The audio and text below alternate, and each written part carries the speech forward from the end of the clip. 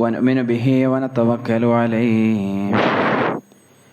ونعوذ بالله من شرور أنفسنا ومن سيئات أعمالنا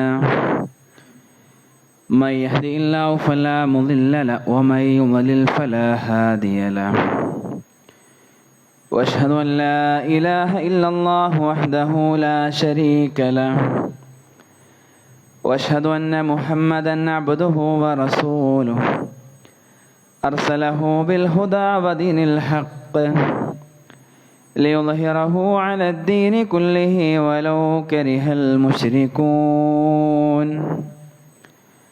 اللهم صل على محمد وعلى آل محمد كما صليت على إبراهيم وعلى آل إبراهيم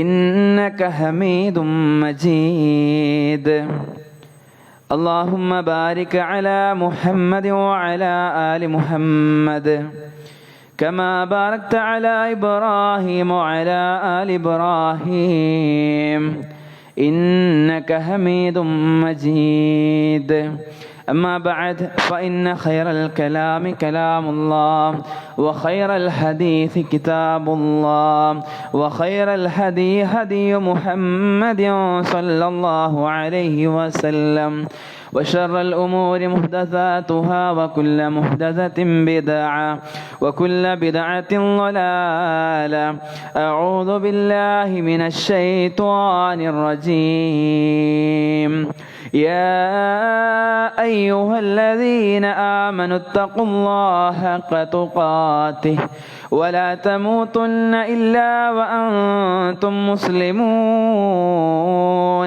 بسم الله الرحمن الرحيم قل لن يصيبنا إلا ما كتب الله لنا هو مولانا وعلى الله فليتوكل المؤمنون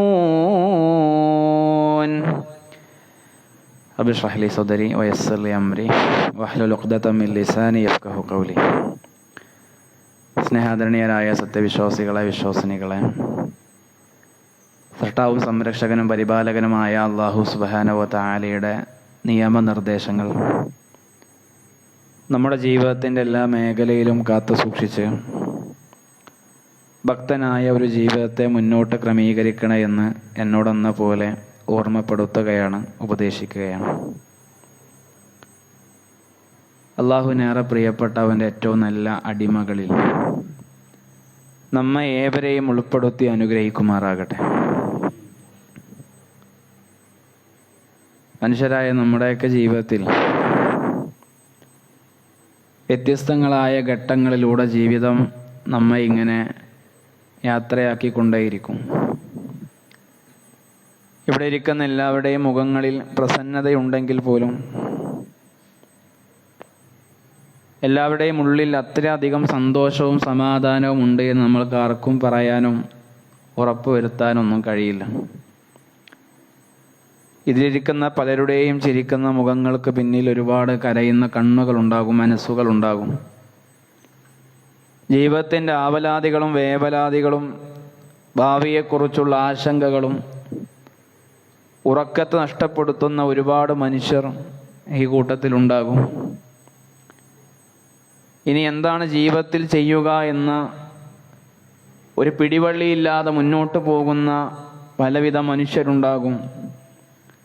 മക്കളുടെ രോഗങ്ങളുടെ മുമ്പിലോ, മക്കളുടെ പ്രയാസങ്ങൾക്ക് മുമ്പിലോ, ഇണകളുടെ പ്രശ്നങ്ങൾക്ക് മുമ്പിലോ, മാതാപിതാക്കളുടെ വയ്യായികൾക്ക് മുമ്പിലോ ജീവിതത്തിൻ്റെ സന്തോഷവും സമാധാനവും കെട്ടുപോയ മനുഷ്യരുണ്ടാകും.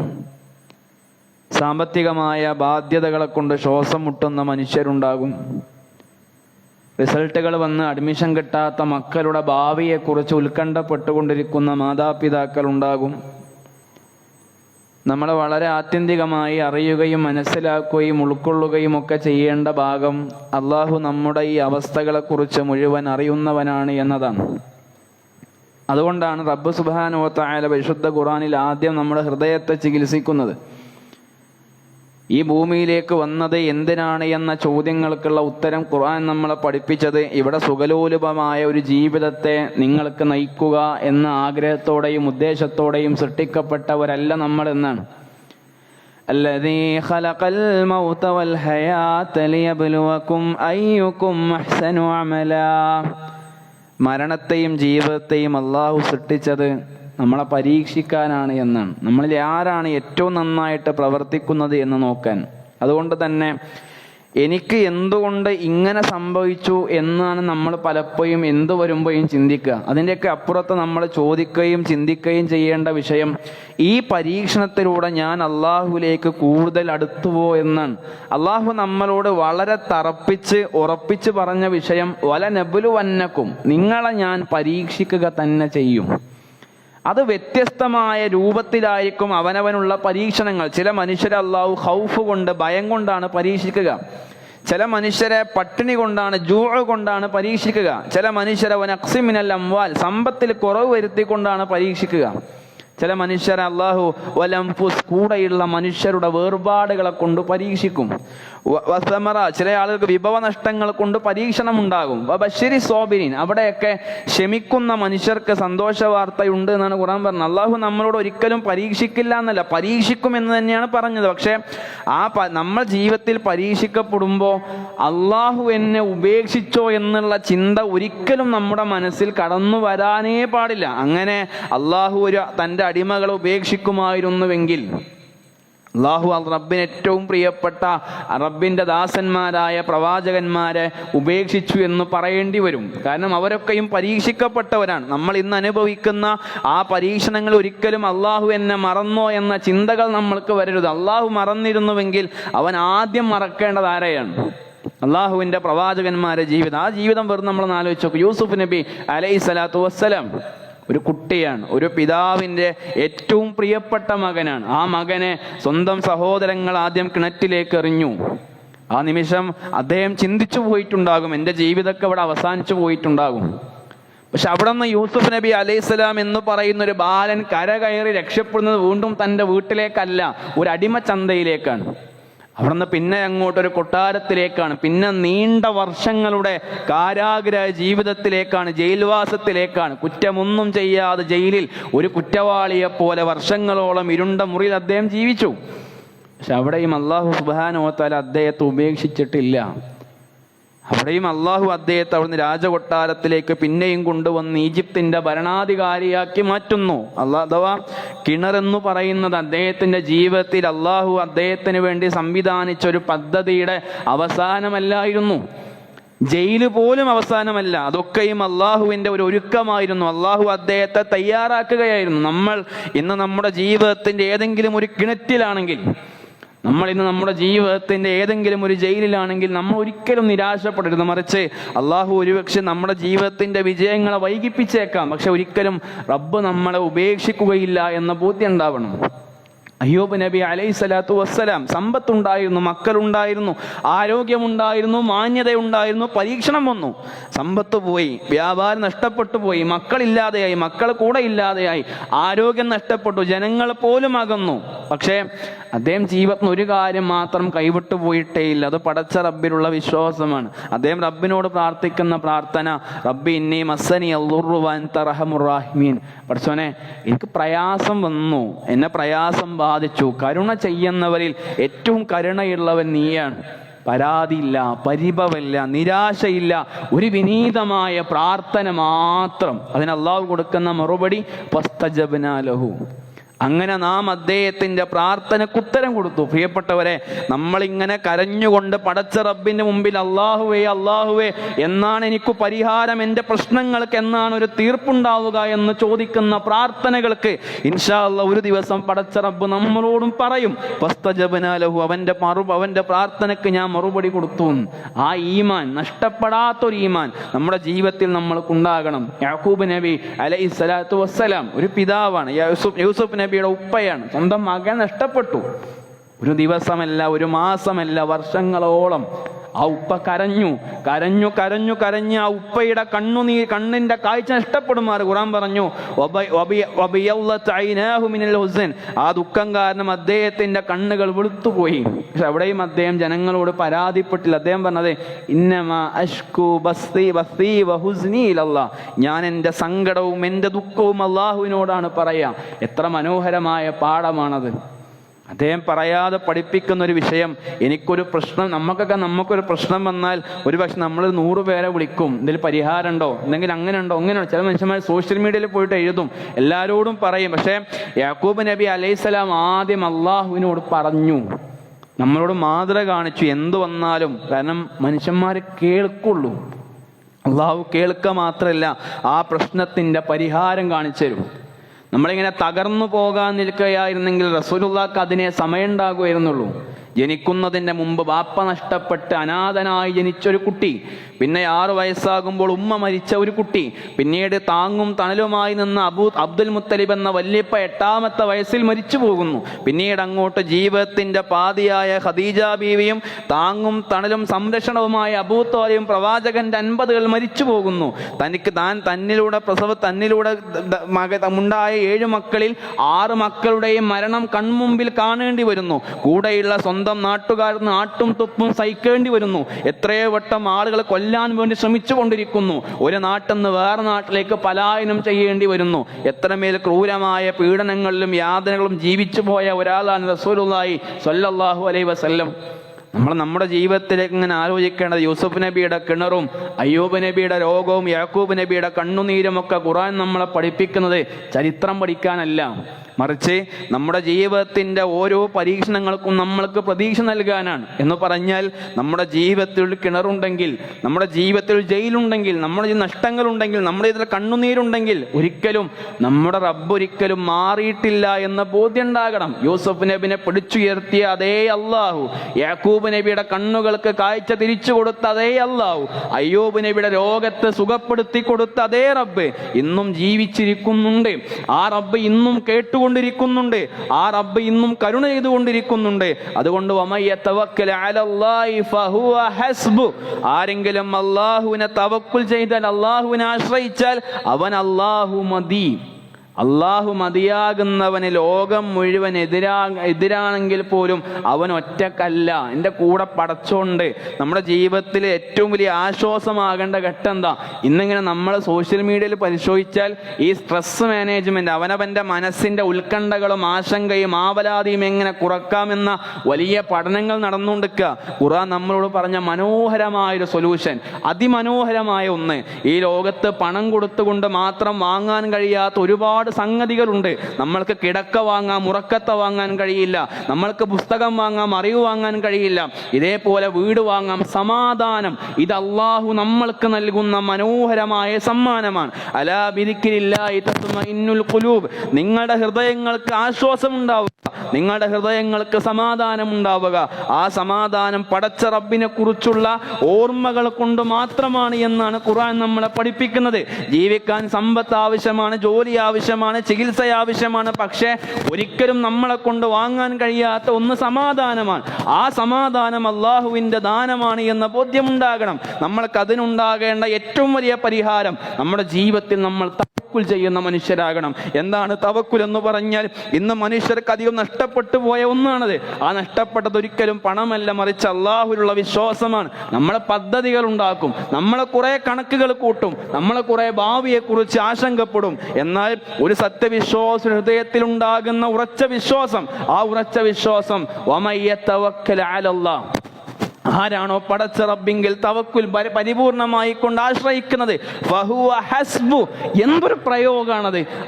അവൻ മതി, ഞാൻ മതി അവന് എന്നാണ് പടച്ച റബ്ബ് പറഞ്ഞത്. അത് അള്ളാഹുവിൻ്റെ വാഗ്ദാനമാണ്. ഞാൻ അവനെ കുറച്ച് സഹായിക്കാം എന്നല്ല പടച്ചോൻ പറഞ്ഞ, മറിച്ച് ഞാൻ അവനു മതി. അവൻ എന്നെ ഒരു കാര്യം ഏൽപ്പിച്ചാൽ അവനു ഞാൻ മതി, ഞാൻ അവൻ്റെ കൂടെയുണ്ട്. ഞാൻ അവൻ്റെ കൂടെയുണ്ടെങ്കിൽ ഈ ലോകം മുഴുവൻ അവനെതിരാണെങ്കിലും അവൻ ഒറ്റക്കല്ല എന്ന മനോഹരമായ പാഠം തവക്കുലൂടെ പടച്ച റബ്ബ് നമ്മളെ പഠിപ്പിക്കുക. ചില മനുഷ്യന്മാരെ വിചാരം തവക്കുൽ ചെയ്യാന്ന് പറഞ്ഞാൽ വീട്ടിലിരുന്നാൽ മതി, വേറെ ഒന്നും ചെയ്യണ്ടെന്നാ. ഇസ്ലാം അങ്ങനെ പഠിപ്പിച്ചിട്ടേ ഇല്ല. റസൂലുള്ളാഹിന്റെ അരികിലേക്ക് ഒരു മനുഷ്യൻ കടന്നു വന്നു. അദ്ദേഹം പള്ളിയിൽ നിന്ന് ഇങ്ങനെ പള്ളിക്ക് കയറാൻ വേണ്ടി പ്രവേശിക്കുകയാണ്. അദ്ദേഹത്തിന് കയ്യിൽ ഒട്ടകണ്ട്. അദ്ദേഹം ചോദിച്ചു, നബിയെ, ഞാൻ ഈ ഒട്ടകത്തെ കെട്ടിയിട്ടാണ്ടാണോ തവക്കുൽ ചെയ്യേണ്ടേ, അതോ അയച്ചു വിട്ടാണ്ട് പടച്ചോനെ ആശ്രയിക്കണോ? റസൂൽ കൊടുത്ത മറുപടി, നീ അതിനെ കെട്ടിയിട ആദ്യം, എന്നിട്ട് അല്ലാഹുൽ വരമേൽപ്പിക്ക്. എന്താണ് പാഠം? തവക്കുൽ എന്ന് പറഞ്ഞാൽ അതൊരു മടിയല്ല എന്നാണ്, അത് ഉത്തരവാദിത്തങ്ങളിൽ നിന്ന് ഓടിപ്പോകലല്ല എന്നാണ്. നമ്മൾ ശ്രമിക്കണം, നമ്മൾ പഠിക്കണം, നമ്മളെ ജോലി അന്വേഷിക്കണം, നമ്മൾ മരുന്ന് കഴിക്കണം, നമ്മൾ ഉപദേശങ്ങൾ തേടണം. പക്ഷേ എന്നിട്ട് അള്ളാഹുവിൽ നിന്ന് ആത്മാർത്ഥമായിട്ട് അതിൻ്റെ റിസൾട്ട് പടച്ചോന് വിട്ടുകൊടുക്കണം. അള്ളാഹുവെ, ഞാൻ മാക്സിമം എന്നെ കൊണ്ടാകുന്ന വിധം ഞാൻ നോക്കിയിട്ടുണ്ട്. അവിടെയാണ് പ്രവാചകന്മാർ നമ്മൾക്ക് തവക്കുലിന്റെ മാതൃക കാണിച്ചിരുന്നേ. നൂഹ് നബി അലൈഹി സ്വലാത്തു വസ്സലാം കപ്പൽ പണിതല്ലോ.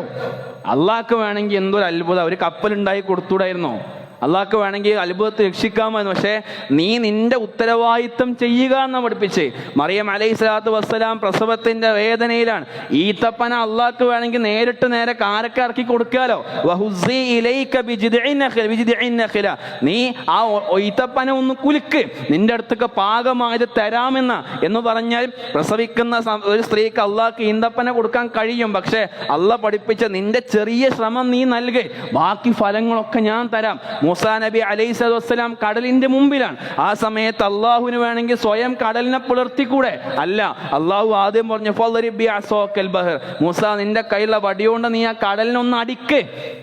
നമ്മളെ വടികൊണ്ട് അടിച്ചാലും മൂസാ നബി കടൽ വടിമടിച്ചാലും കടൽ പിളരൂല. പക്ഷേ അള്ളാഹു മനുഷ്യനോട് ശ്രമിക്കാൻ ചോദിക്കുകയാണ്, നിങ്ങൾ പരിശ്രമിക്ക്, നിങ്ങളൊന്ന് കഷ്ടപ്പെടി, ഞാൻ ബാക്കിയെല്ലാം ഞാൻ നോക്കിക്കോളാം എന്നാണ് പടച്ച റബ്ബിന്റെ വർത്താനം. പരീക്ഷ എഴുതാതൊരിക്കലും പ്രിയരെ വിജയം പ്രതീക്ഷിക്കാൻ പാടില്ല എന്ന പോലെ നമ്മൾ ജോലി അന്വേഷിക്കാതൊരിക്കലും ഉപജീവനം പ്രതീക്ഷിക്കാൻ പാടില്ല.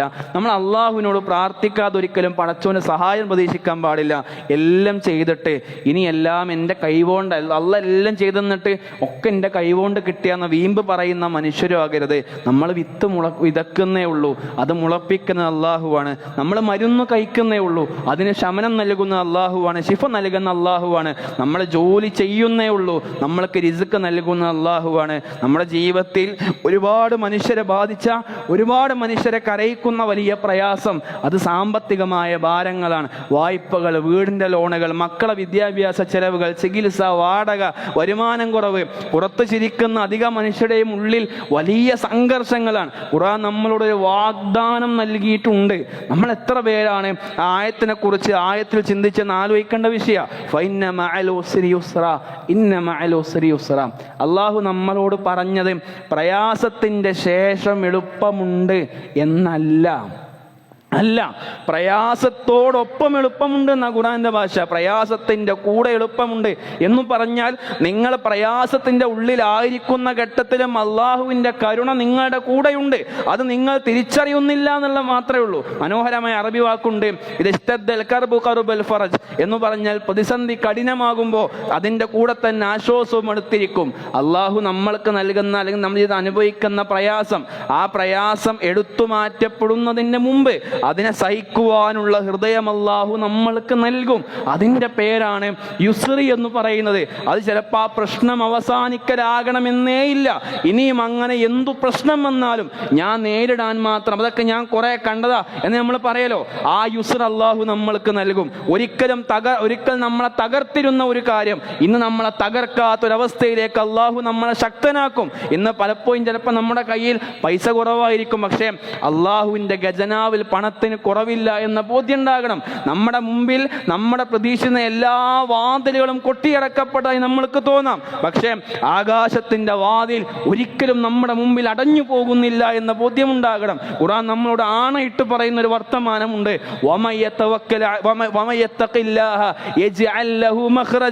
ജീവിതത്തിൽ തഖ്വ പാലിക്കുന്ന മനുഷ്യർക്ക്, പടച്ച റബ്ബിനെ സൂക്ഷിക്കുന്ന മനുഷ്യർക്ക് അല്ലാഹു മഖ്റജ് ഉണ്ടാക്കി കൊടുക്കും. എന്താണ് മഖ്റജ് എന്ന് പറഞ്ഞാൽ? ഒരു മറുവഴി എന്ന് പറഞ്ഞാൽ ഒരു പുറം വഴി, നമ്മുടെ ഒന്നും കണ്ണുകൾ കൊണ്ട് കാണാത്ത വഴികൾ അള്ളാഹു നമ്മുടെ മുമ്പിൽ തുറന്നു തരും. നമ്മളൊന്നും എണ്ണാത്ത വാതിലുകൾ അള്ളാഹു നമ്മുടെ മുമ്പിൽ തുറന്നു തരും. നമ്മളൊന്നും പ്രതീക്ഷിക്കാത്ത മനുഷ്യരെ കൊണ്ട് അള്ളാഹു നമ്മളെ സഹായിക്കുവാൻ പടച്ച റബ്ബ് അവരെ കാരണമാക്കും. അതുകൊണ്ട് നമ്മുടെ ജീവിതത്തിൽ എന്തൊക്കെ പ്രയാസങ്ങൾ വന്നാലും ആ പ്രയാസങ്ങൾ ഒരിക്കലും നമ്മൾ ഹറാമിലേക്ക് കടന്നു പോകുന്ന മനുഷ്യരാകരുത്. എന്തൊക്കെ വന്നാലും നമ്മൾ പലിശയുമായി കൂട്ടുപിടിക്കുന്ന മനുഷ്യരാകരുത്. എന്തൊക്കെ വന്നാലും ആളുകളെ വഞ്ചിച്ചുകൊണ്ട് പണമുണ്ടാക്കുന്ന അവസ്ഥയിലേക്ക് തുതിപ്പെടുന്ന മനുഷ്യരാകരുത്. കാരണം അള്ളാഹു പരീക്ഷിക്കുന്നത് നമ്മുടെ പൈസ അല്ല എന്ന ബോധ്യമുണ്ടാകണം. നമ്മുടെ സാമ്പത്തികമായ ഞെരുമുറുക്കങ്ങളിൽ നമ്മൾ പടച്ച റബ്ബിന്റെ ദീൻ എത്രമേൽ മുറുകെ പിടിക്കുമെന്ന് നോക്കുന്ന ഈമാനെയാണ് പടച്ച റബ്ബ് പരീക്ഷിക്കുക.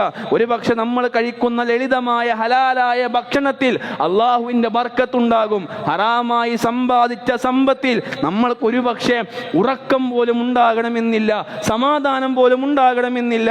അതുകൊണ്ട് പറഞ്ഞു വന്നത്, ഒരുപക്ഷെ ഇന്ന് വീട്ടിലേക്ക് മടങ്ങുമ്പോൾ, ഒരുപക്ഷെ എന്നല്ല ഒരിക്കലും ഇന്ന് ഖുതുബ കഴിഞ്ഞ് വീട്ടിലേക്ക് മടങ്ങുമ്പോൾ നിങ്ങളുടെ ബാങ്ക് അക്കൗണ്ടുകളിൽ വലിയ മാറ്റങ്ങളൊന്നും ഉണ്ടാകാൻ പോകുന്നില്ല, നിങ്ങളുടെ കടങ്ങളൊന്നും തീരാനും പോകുന്നില്ല. പക്ഷെ ഒരു കാര്യം നമ്മുടെ മനസ്സിൽ നമ്മൾ ഉറപ്പിക്കണം, എൻ്റെ റിസ്ക് എന്ന് പറയുന്നത് എൻ്റെ മുതലാളിൻ്റെ കയ്യിലല്ല, എൻ്റെ തൊഴിലുടമയുടെ കയ്യിലല്ല, അതെൻ്റെ പടച്ച റബ്ബിൻ്റെ കയ്യിലാണ്. എൻ്റെ ഭാവി, എൻ്റെ ഫ്യൂച്ചർ എന്ന് പറയുന്നത് ഇവിടെയുള്ള വിപണികളുടെ കേന്ദ്രീകൃതമായി കൊണ്ടുമല്ല, അത് അള്ളാഹുവിൻ്റെ തീരുമാനത്തിലാണ്. ആ ഉറച്ച വിശ്വാസം നമ്മുടെ ഹൃദയത്തിൽ വന്നാൽ നമുക്ക് പൈസ കുറവായിരിക്കും, പക്ഷെ സമാധാനം കുറയൂല. അതാണ് ഖുർആൻ പറഞ്ഞത്, വമൻ യതവക്കൽ അലല്ലാഹി ഫഹുവ ഹസ്ബു. ആര് പടച്ചോനെ തവക്കുലാക്കിയോ അവൻ അള്ളാഹു മതി. ലോകം നൽകുന്ന ഏറ്റവും വലിയ സമ്പത്ത് എന്ന് പറയുന്നത് പണമല്ല പ്രിയരെ, മറിച്ച് അള്ളാഹുവിലുള്ള തവക്കുലാണ്. ആ സമ്പത്തുള്ളവൻ ഒരിക്കലും ദരിദ്രനാവുകയില്ല, അവൻ ഒരിക്കലും തകർന്നു പോവുകയില്ല. മറ്റൊരു മനോഹരമായ അത്ഭുതകരമായ ഒരു കൽപ്പന ഖുർആൻ നമ്മളോട് പറയുന്ന വർത്തമാനമുണ്ട്, വസ്തഈനു ബിസ്സബ്രി വസ്സലാത്ത്. നിങ്ങൾ ക്ഷമയിലൂടെയും നമസ്കാരത്തിലൂടെയും നിങ്ങൾ റബ്ബിനോട് സഹായം തേടുക. നമ്മൾ ശ്രദ്ധിച്ചിട്ടുണ്ട് ഈ പ്രയോഗത്തെ കുറിച്ച്. അള്ളാഹു പറഞ്ഞത് പ്രശ്നം തീർന്ന നിസ്കരിച്ചോളിന്നല്ല, നിങ്ങളുടെ പ്രശ്നം അവസാനിച്ച നമസ്കരിക്കുന്നല്ല, നിങ്ങൾക്ക് പ്രശ്നമുള്ളപ്പോൾ നിങ്ങൾ നമസ്കാരത്തിലൂടെ സഹായം തേടുന്ന എത്ര പേരുണ്ടാകും? റസൂലുള്ളാഹി പ്രശ്നം വന്നാൽ, വിഷമം വന്നാൽ, സങ്കടം വന്നാൽ, സന്തോഷം വന്നാൽ, കാന നബിയു സല്ലല്ലാഹു അലൈഹി വസല്ലം ഇദാ ഹസബഹു അംറുൻ സല്ല. എന്തെങ്കിലും പ്രയാസം ബാധിച്ചാൽ റസൂൽ നമസ്കരിക്കും. നമസ്കാര സമയമാകും ബിലാൽ തന്നെ പറയും, അരിഹ്ന യാ ബിലാൽ, ബിലാൽ നീ ഞങ്ങൾക്ക് ആശ്വാസം പകര്, നീ ബാങ്ക് കൊടുക്ക്, ഞങ്ങൾക്ക് ആശ്വാസം പകര് എന്ന് പറഞ്ഞാൽ നമസ്കാരം ഒരു ബാധ്യതയായിട്ട് റസൂൽ പറഞ്ഞിട്ടേ ഇല്ല. നമ്മൾക്ക് ആശ്വാസം ലഭിക്കുന്ന ഘട്ടമായിട്ടാണ് പരിചയപ്പെടുത്തിയത്. നമ്മളൊക്കെ എത്ര പേരുണ്ടാവും സങ്കടം വന്നാൽ നമസ്കാരത്തിലേക്ക് ഓടുന്നവർ? 2 റക്അത്ത് നിസ്കരിക്കാനുള്ള, നമ്മൾ നിസ്കരിച്ചാൽ പ്രശ്നം മാറോ? ഇല്ല. പക്ഷെ പ്രശ്നം പക്ഷെ ഉടനെ മാറിയില്ലെങ്കിൽ പോലും ആ പ്രശ്നം ചുമക്കാനുള്ള ഹൃദയം മാറും. ഞാൻ പടച്ചോനെ ഏൽപ്പിച്ചിക്കണം, അള്ളാഹിനോട് പറഞ്ഞിക്കണം, എന്തെങ്കിലുമൊക്കെ ഒരു പരിഹാരം പടച്ചോ എനിക്ക് തരും. അതാണ് നമസ്കാരത്തിൻ്റെ അത്ഭുതം എന്ന് പറയണം. നമ്മൾ നമസ്കരിക്കുന്നത് ഒരു രാജാവിൻ്റെ മുമ്പിലല്ല, മറിച്ച് ഈ ലോകങ്ങളെ മുഴുവൻ നിയന്ത്രിച്ചു കൊണ്ടിരിക്കുന്ന റബ്ബിൻ്റെ മുമ്പിലാണ്. നമ്മുടെ കടങ്ങൾ അവൻ അറിയും, നമ്മുടെ പ്രശ്നങ്ങൾ അവൻ അറിയും, നമ്മുടെ രോഗങ്ങൾ അവൻ അറിയും, നമ്മൾ പറയാത്ത പ്രശ്നങ്ങൾ പോലും അവൻ അറിയും, ആ വേദനകൾ മുഴുവൻ അവൻ അറിയും. ആ റബ്ബിനോട് നമ്മൾക്ക് സംസാരിക്കാൻ നേരമുണ്ടാവുക എന്നുള്ളത് നമ്മൾക്ക് ആശ്വാസം ലഭിക്കുന്ന ഏറ്റവും പ്രധാനപ്പെട്ട കാര്യമാണ്. ഇവിടെ ഇരിക്കുന്ന ഒരാളോടെങ്കിലും ആത്മാർത്ഥമായിട്ട് പറയാൻ ആഗ്രഹിക്കും, നിങ്ങളുടെ ഹൃദയത്തിൽ എന്തെങ്കിലും ഭാരമുണ്ടോ? രാത്രി ഉറങ്ങാൻ പറ്റുന്നില്ലേ? കടബാധ്യതകൾ നിങ്ങളെ തളർത്തുണ്ടോ? മക്കളെക്കുറിച്ചുള്ള ആശങ്ക നിങ്ങളെ കരയിക്കുണ്ടോ? ബാങ്കിലേക്ക് ആദ്യം ഓടണ്ട, മനുഷ്യരിലേക്ക് ആദ്യം ഓടണ്ട. പരിഹാരം 2 റക്അത്തിലേക്ക് ആത്മാർത്ഥമായിട്ട് നമ്മൾക്കൊന്ന് ഓടാൻ കഴിയണം. കാരണം ഒരു പക്ഷെ നമ്മുടെ ആ പ്രശ്നത്തിൻ്റെ പരിഹാരം മനുഷ്യൻ്റെ അടുത്തേക്കാലം, അയാളുടെ അടുത്താണല്ലോ പൈസ, അയാൾ തരാമെന്നാണല്ലോ പറഞ്ഞ്. പക്ഷെ നമ്മൾ പടച്ചവൻ്റെ അടുത്തേക്ക് പോകണം. ആ മനുഷ്യൻ്റെ സാഹചര്യങ്ങളെയും അയാളുടെ ഹൃദയത്തെയും നിയന്ത്രിക്കുന്ന അല്ലാഹു. പടച്ചോനെ അയാളെ മനസ്സ് മാറ്റരുതിട്ടോ പടച്ചോനെ, അയാൾക്ക് ഈ പൈസ കൊണ്ട് പെട്ടെന്ന് അത്യാവശ്യം ഉണ്ടാകുന്ന ഒരു ഘട്ടം ഉണ്ടാക്കരുതിട്ടോ പടച്ചോനെ, അയാൾക്ക് തരാനുള്ള മനസ്സ് തോന്നിക്കണം കേട്ടോ പടച്ചോനെ. ഇതാണ് പ്രിയരെ, വസ്തഈനു ബിസ്സബ്രി വസ്സലാ. എന്തു വന്നാലും ജീവിതത്തിൽ പ്രാർത്ഥന കൊണ്ട്, സ്വബർ കൊണ്ട്, ക്ഷമ കൊണ്ട് അള്ളാഹുവിലേക്ക് നമ്മൾക്ക് സഹായം ചോദിക്കാൻ കഴിയണം. ചില വാതിലുകളൊക്കെ മനുഷ്യന്മാർക്ക് തുറക്കാൻ കഴിയണം എന്നില്ല. അതിന് അള്ളാഹുവിൻ്റെ മുമ്പിൽ ആത്മാർത്ഥമായി സുജൂദിൽ കിടന്നുകൊണ്ടുള്ള പ്രാർത്ഥനകൾക്ക് തുറക്കാൻ കഴിയും. അത് നമ്മുടെ മുമ്പിൽ ചിലപ്പോൾ നമ്മൾക്ക് ഇങ്ങനെ എല്ലാ വാതിലും അടഞ്ഞു പോയതായി തോന്നും. ചില വാതിലുകളുടെ താക്കോലുകൾ പടച്ചോൻ്റെ കയ്യിലാണ്, ചില വാതിലുകളുടെ താക്കോലുകൾ പടച്ചവൻ്റെ കയ്യിൽ. അതുകൊണ്ട് നമ്മൾ ശ്രമിക്കണം, നമ്മൾ ആത്മാർത്ഥമായി പ്രാർത്ഥിക്കണം, ആത്മാർത്ഥമായിട്ട് റബ്ബിലുള്ള ഹലാലായ മാർഗം മാത്രം തിരഞ്ഞെടുത്ത് ക്ഷമയോടുകൂടി മുന്നോട്ട് പോകണം. ജീവിതം പരീക്ഷണമാണ് എന്ന ബോധ്യവും തിരിച്ചറിവും നമ്മുടെ മുമ്പിൽ ഉണ്ടാകണം. ആ പരീക്ഷണങ്ങൾ ഒരിക്കലും നമ്മളെ തകർക്കുവാനല്ല, നമ്മളെ റബ്ബിലേക്ക് ഏറ്റവും അധികം അടുപ്പിക്കുവാനാണ് എന്ന സന്തോഷവും ഉണ്ടാകണം. അള്ളാഹുവിനൊരു മനുഷ്യന് ഇഷ്ടപ്പെട്ടാൽ യുസിബ് മിൻഹു, അയാളെ പരീക്ഷിച്ചുകൊണ്ടേയിരിക്കും എന്നാണ്. പരീക്ഷിക്കപ്പെടുന്നവരെ നിങ്ങൾക്ക് മംഗളം. റഹ്മാനായ റബ്ബ് നമ്മെ അനുഗ്രഹിക്കുമാറാകട്ടെ.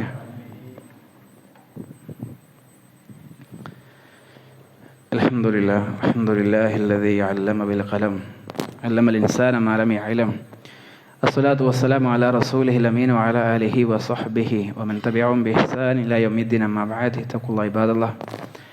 ഒരിക്കൽ കൂടി റബ്ബ് സുബ്ഹാനഹു വ തആലയെ സൂക്ഷിച്ചുകൊണ്ട് ജീവിക്കണമെന്നുണർത്തുകയാണ്, ഉപദേശിക്കുകയാണ്. റസൂൽ തിരുമേനി സ്വല്ലല്ലാഹു അലൈഹി വസല്ലം പറയുന്നതായിട്ട് റിപ്പോർട്ട് ചെയ്യപ്പെട്ട ഹദീസ്, അജബൻ ലി അംരിൽ മുഅ്മിൻ, വിശ്വാസിയുടെ കാര്യം ഭയങ്കര അത്ഭുതമാണ്. ഇന്ന അംറഹു കുല്ലഹു ലഹു ഖൈർ, അവനെ ബാധിക്കുന്നതെല്ലാം അവന് ഖൈറാണ്.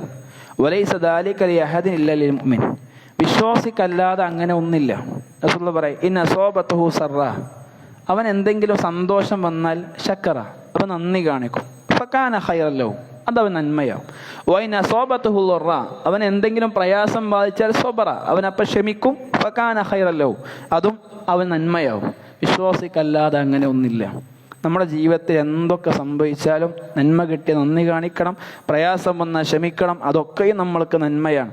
നമ്മൾ ആത്മാർത്ഥമായി ചിന്തിക്കേണ്ട വിഷയം, നമ്മുടെ വിഷമം, നമ്മുടെ സങ്കടം, അതൊന്നും ചിലപ്പോൾ നമ്മുടെ കൂടെയുള്ള ആർക്കും മനസ്സിലാക്കാൻ കഴിയണമെന്നില്ല, കൂടെ ജീവിക്കുന്ന ഇണക്ക് പോലും മനസ്സിലാകണമെന്നില്ല. പക്ഷേ അത് പടച്ച റബ്ബിനറിയാം. നിങ്ങളുടെ കണ്ണുനീർ ആളുകൾ കണ്ടിട്ടില്ല എങ്കിലും അത് അള്ളാഹു കാണുന്നുണ്ട്. നമ്മുടെ പ്രാർത്ഥന ചിലപ്പോൾ വൈകിപ്പോയതായി നമ്മൾക്ക് തോന്നാം, പക്ഷേ അള്ളാഹുവിൻ്റെ മറുപടി ഒരിക്കലും വൈകില്ല എന്ന ബോധ്യം ഉണ്ടാകണം. ചിലപ്പോൾ നമ്മൾ ചോദിക്കുന്ന കാര്യം അള്ളാഹു നമ്മൾക്ക് ഒരുപോലെ നൽകും, അല്ലെങ്കിൽ ചിലപ്പോൾ കുറച്ച് കഴിഞ്ഞാകും നൽകുക. ഒരുപക്ഷെ അതിൻ്റെ പ്രതിഫലങ്ങൾ അള്ളാഹു ആഖിറത്തിലേക്ക് വേണ്ടി മാറ്റിവെക്കും. പ്രശ്നമില്ലാത്ത ജീവിതമല്ല വിജയകരമായ ജീവിതം എന്ന് പറയുന്നത്, മറിച്ച് പ്രശ്നങ്ങൾക്കിടയിലും അള്ളാഹുവിനെ കൈവിടാത്ത ജീവിതത്തിൻ്റെ പേരാണ് വിജയകരമായ ജീവിതം. ഈ ഖുതുബ കഴിഞ്ഞ് വീട്ടിൽ മടങ്ങിപ്പോകുമ്പോൾ നമ്മുടെ കടങ്ങളൊന്നും തീർന്നിട്ടുണ്ടാകൂല, പ്രശ്നങ്ങൾ അവസാനിക്കൂല. പക്ഷെ ഒരു കാര്യം സംഭവിക്കണം, അള്ളാഹു നമ്മുടെ കൂടെയുണ്ട് എന്ന ഉറച്ച വിശ്വാസത്തോടു കൂടി നമ്മൾ ഖുതുബ കഴിഞ്ഞ് മടങ്ങണം.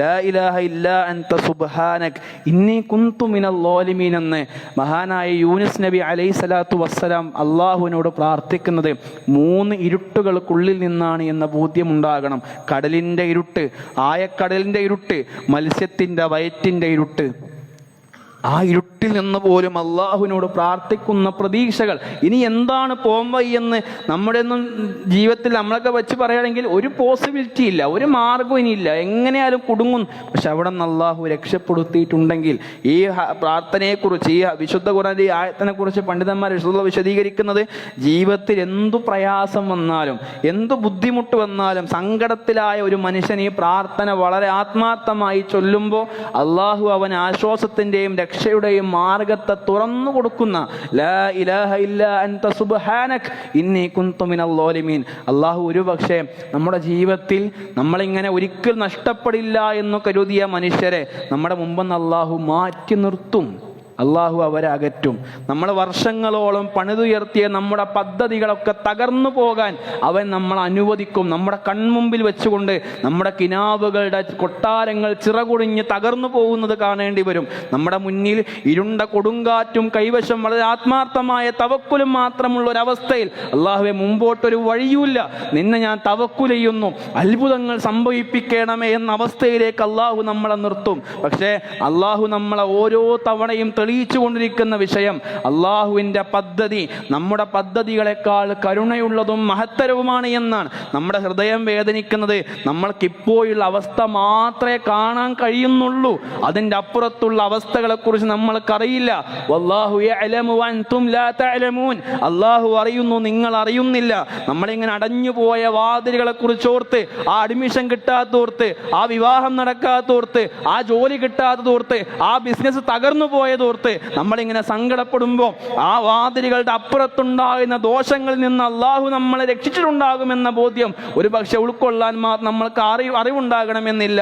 നമ്മൾ ചില വിഷയങ്ങളെക്കുറിച്ച് വൈകിപ്പോയല്ലോ എന്ന് ഭയപ്പെടുമ്പോൾ ഏറ്റവും അനുയോജ്യമായ സമയത്തിനായി അള്ളാഹു ഒരു വലിയ മനോഹരമായ ഒന്ന് ഒരുക്കിക്കൊണ്ടിരിക്കുകയാണ് എന്ന തിരിച്ചറിവുകൾ നമ്മൾക്കുണ്ടാകണം. ഇതാണ് പടച്ച റബ്ബ് മനുഷ്യരായ നമ്മുടെ ഒരിക്കലും പ്രതീക്ഷിക്കാനാകാത്ത വഴികളിലൂടെ അള്ളാഹു നമ്മൾക്ക് ആശ്വാസവും സമാധാനവും സന്തോഷവും പകർന്നു നൽകും. നമ്മൾക്ക് നഷ്ടങ്ങൾക്ക് പകരം അതിലും മികച്ച നേട്ടങ്ങൾ അള്ളാഹു നമ്മൾക്ക് പകരമായിട്ട് കൊണ്ടുവരാൻ കഴിവുള്ളവനാണ്. നമ്മൾ ഇന്ന് സങ്കടപ്പെടുന്ന ഇതേ വിഷയത്തെ പറ്റി നാളെ നമ്മൾ പടച്ച റബ്ബിനോട് അൽഹംദുലില്ലാ എന്ന് പറയുന്ന അവസ്ഥയിലേക്ക് അള്ളാഹു നമ്മളെ മാറ്റും. നമ്മൾ ആത്മാർത്ഥമായിട്ട് ആലോചിക്കേണ്ടത് അള്ളാഹു അസ്സമീആണ്, എല്ലാം കേൾക്കുന്നവനാണ്. അൽ ബസീറാണ്, എല്ലാം കണ്ടറിയുന്നവനാണ്. അൽ മുജീബാണ്, എല്ലാത്തിനും ഉത്തരം നൽകുന്നവനാണ്. പ്രാർത്ഥിക്കാൻ സമയമുണ്ടാകണം, ചോദിക്കാൻ സമയമുണ്ടാകണം, മടിയില്ലാതെ പിശുക്കില്ലാതെ ചോദിച്ചുകൊണ്ടേയിരിക്കണം. എല്ലാം നൽകാൻ തികഞ്ഞവന്റെ മുമ്പിൽ നമ്മൾ എന്തിനാണ് മടി കാണിക്കുന്നത്? അതുകൊണ്ട് വളരെ ആത്മാർത്ഥമായി പടച്ച റബ്ബ് എൻ്റെ ജീവിതത്തിന്റെ എല്ലാ വിഷയങ്ങളിലും ഇടപെട്ടുകൊണ്ടേയിരിക്കും. നിങ്ങൾ പറയണം, നമ്മൾ പറയണം. യുദ്ധത്തിലേക്ക് ഇറങ്ങുന്ന സ്വഹാബാക്കളോട് വിശുദ്ധ ഖുർആന്റെ ആയത്താണത്. നിങ്ങൾ പറ, കൈകാലുകൾ നഷ്ടപ്പെട്ടു പോയേക്കാം, ജീവിതം മറ്റുപോയേക്കാം, എന്തൊക്കെ സംഭവിച്ചാലും നിങ്ങൾ അറിയണം. നിങ്ങൾ പറ, ലയുസീബന, ഞങ്ങളെ ബാധിക്കുകയേ ഇല്ല, ഞങ്ങൾക്ക് സംഭവിക്കാനേ പോകുന്നില്ല. ഇല്ലാമാ കതബല്ലാഹു ലനാ, ഞങ്ങളെ ജീവിതത്തിൽ പടച്ചോൻ രേഖപ്പെടുത്തിയതല്ലാതെ എന്തൊക്കെ സംഭവിച്ചണോ, എന്തൊക്കെ നഷ്ടങ്ങൾ ഉണ്ടായിട്ടുണ്ടോ, ഇതൊക്കെയും അള്ളാഹു രേഖപ്പെടുത്തിയതാ. ഹുവ മൗലാന, അവനാണ് ഞങ്ങളുടെ ഉടയവൻ, അവനാണ് ഞങ്ങളുടെ ഉടമ. വഅലല്ലാഹി ഫലിയതവക്കലിൽ മുഅ്മിനൂൻ, വിശ്വാസികൾ അവന്റെ മേലാണ് ഭരമേൽപ്പിക്കുക. ആ തവക്കുലോടുകൂടി മുന്നോട്ട് പോവുക. ഇനി അങ്ങോട്ടും അള്ളാഹു നമ്മുടെ മുമ്പിൽ വസന്തം തീർത്തു തന്നുകൊണ്ടേയിരിക്കും. പക്ഷേ അള്ളാഹുവിനോട് ക്ഷമയോടുകൂടി പ്രാർത്ഥനയോടുകൂടി പടച്ച റബ്ബിനെ സമീപിക്കാനുള്ള മനസ്സുണ്ടായാൽ മതി. നമ്മുടെ ജീവിതത്തിന്റെ സൗഖ്യം അത് സ്വർഗമാണ് എന്ന ബോധ്യം ഉണ്ടാകണം. ആ സ്വർഗത്തിലേക്ക് എത്തുക എന്നുള്ളത് മാത്രമാകണം നമ്മുടെ ലക്ഷ്യമെന്ന് പറയുന്നത്. പരീക്ഷിക്കപ്പെടുന്ന പരീക്ഷണങ്ങളിലൊക്കെയും അള്ളാഹുവിന്റെ പ്രതീക്ഷകൾ വീണ്ടും വീണ്ടും വീണ്ടും വർദ്ധിച്ച് ഈമാന്റെ വർധനവായിരിക്കണം അതിലൂടെയൊക്കെയും നമ്മൾക്ക് നേട്ടമായി കൈവരിക്കാനാകേണ്ടത്. ആ രൂപത്തിൽ ജീവിച്ച് ആ രൂപത്തിൽ വിശ്വാസത്തെ ബലപ്പെടുത്തി ഈമാനെ ശക്തിപ്പെടുത്തിക്കൊണ്ട് മുന്നോട്ട് പോകാൻ റഹ്മാനായ റബ്ബ് നമ്മൾക്ക് തൗഫീഖ് നൽകി നമ്മയെല്ലാം അനുഗ്രഹിക്കുമാറാകട്ടെ.